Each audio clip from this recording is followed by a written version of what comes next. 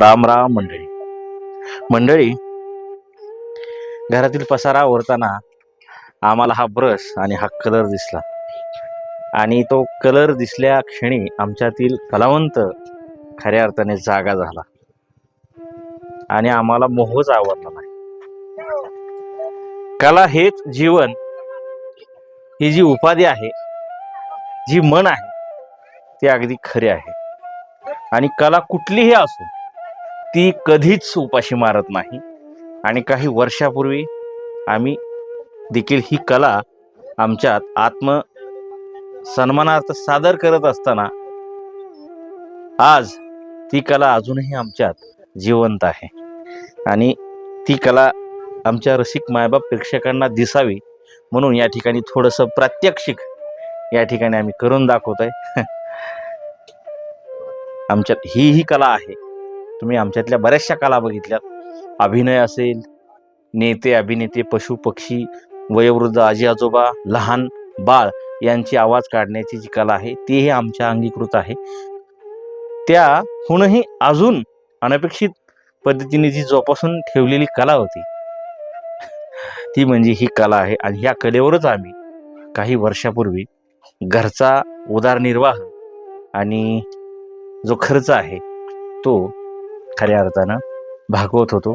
बघूयात, एक 10 ते 12 वर्षानंतर आमच्या हाती ब्रश आलाय, आणि ब्रश आल्यानंतर ती कला अजूनही जिवंत आहे का हे आपण या ठिकाणी पाहू.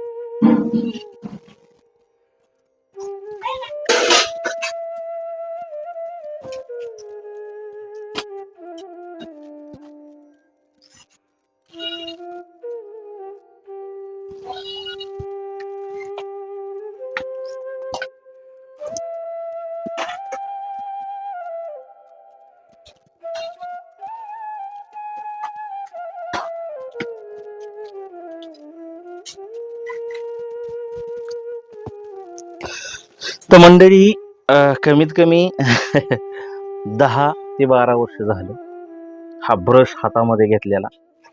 आणि हा ब्रश हातामध्ये घेतल्यानंतर हा थोडासा थर कापत होता. परंतु मला माहिती आहे की अपेक्षाप्रमाणे अजूनही हँडरायटिंग जे आहे ते उत्तम आहे. मी तोंडानं म्हणणं हे अपेक्षित नाही, तर मला कमेंटमध्ये सांगायचं आहे हे अक्षर कसं आलंय आणि कसं नाही. आणि हा व्हिडिओ संपूर्णपणे बघितल्याबद्दल मी तुम्हा सर्व रसिक मायबाप प्रेक्षकांचा मनापासून ऋणी आहे. धन्यवाद. जाड असेल पातळ जाडी असतं पातळ